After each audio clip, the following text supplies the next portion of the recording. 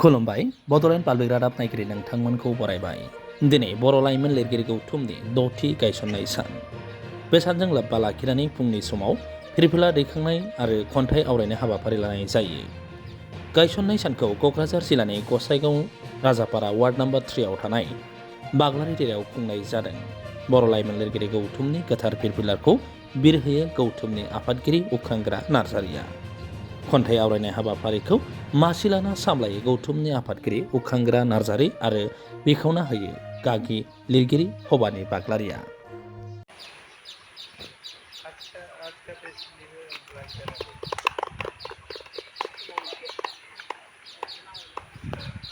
मख'नो गोनांदि थांनाय 2018 मायथाइनि 6 मे खालाराव चिरां जिल्लानि सिङाव थानाय सापागुरि वार्ड नम्बर 4 आव थानाय लावारि देरायाव आसामनि दाब दाब जायगानि लाइमोनफ्रा थुबुर जाफैनानै बर' लाइमोन लिरगिरि गौथुमखौ दानाय जादोंमोन। आंनि गोसो गोरबोनि अननाय आरो खुलुमनायखौ जासिहरग्रोदों। जाहाथे बयबो जेरैबायदि लिरनाय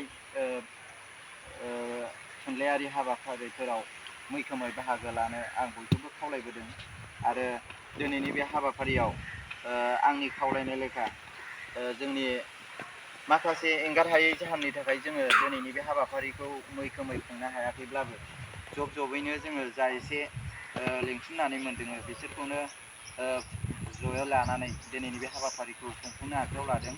बेजों लोगोसे आङो दिनैनि बे हाबाफारिखौ खुंफुंनो थाखाय जायगा होनाय मानगोनां गागि मैखोम लिरगिरि जोंनिनो मानगोनां मुस्लिमा भबानि बाग्लारि, बारग' लेङाइ आफादगिरि बर' लिरग्रा गौथुमनि बिथांखौ आङो आंनि गोसो गोरबोनिफ्राय साबायखरखौ बावहरग्रोबाय।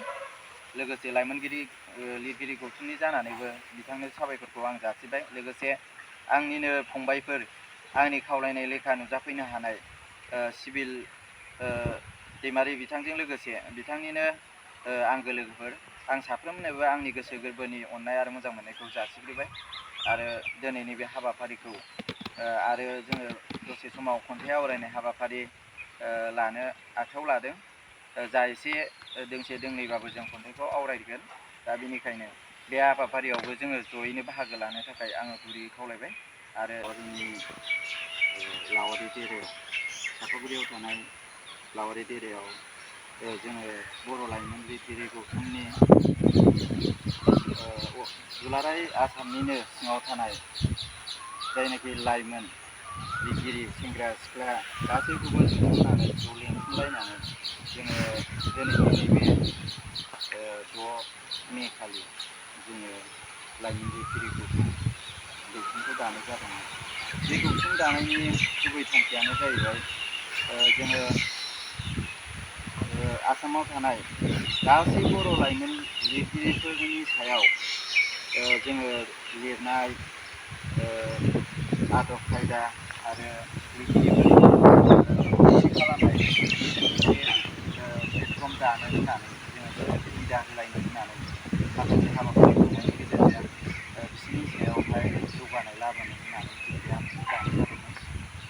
गिबियावनो जोङो बे बर' लाइमोन लिरगिरि गौथुमनि आफादगिरिया जादोंमोन इंलेखिरि कसारि आरो नेहाथारिया जादोंमोन लोगोसे जों बे गौथुमखौ दानानै दिनैसिम जों मा हाबा मावबोखो बुङोब्ला जों बर' लाइमोन लिरगिरि गौथुमखौ दानाय लोगो लोगोनो जोङो गोबां गुबुन गुबुन जायगाफोराव गोबां थुनलाइयारि हाबाफारि लाबोदों। बिदिनो थुनलाइयारि बान्थाबो बर' लाइमोन लिरगिरि गौथुमनिफ्राय होबोगासिनो दङ। जायनाखि लिरगिरिया लाइमोन लिरगिरिया गावनि सोरजिजों मोजां थुनलाइ सोरजिनो हादों, बिजाब दिहुननो हादों, बिसिनि बिजाबफोरखौ सायख'लायनायनि गेजेरजों जोङो बान्था होबोदों। बेजों लोगोसे जोङो बिदिनो गोबां गुबुन गुबुन दाब दाब जायगाफोरावहाय बर' लाइमोन लिरगिरिनि गेजेरजोंनो जोङो थुनलाइयारि सारा भारतनि सिङाव थानाय माखासे थुनलाइयारि हाबाफारिफोराव साहित्य एकाडेमिफोरजों खुंजानाय हाबाफारिफोराव जोङो बर' लाइमोन लिरगिरि हिसाबै जोङो बेबायदिनो बाहागो लानो खाबु मोनबोदों।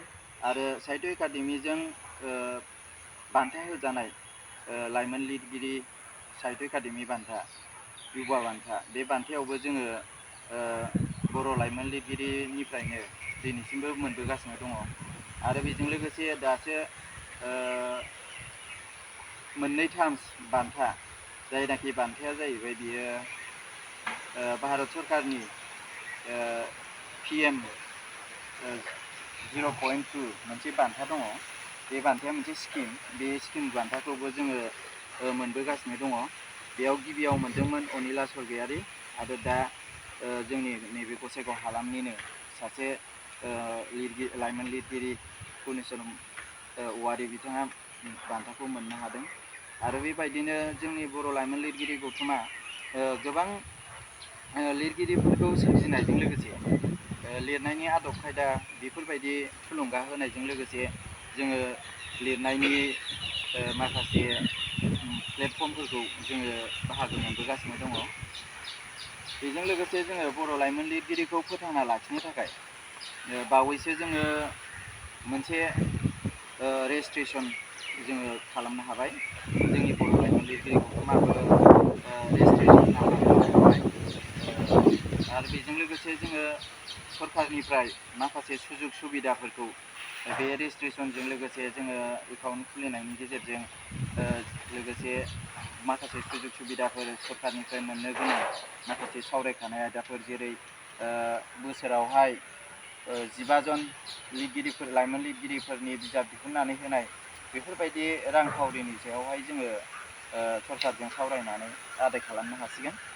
दा दिनैनि बे हाबाफारियाव आङो सारा आसामाव थानाय साफ्रोमबो बर' लाइमोन लिरगिरिफोरखौ आङो बयनोबो दिनैनि बे गोथार गायसनथाइ सान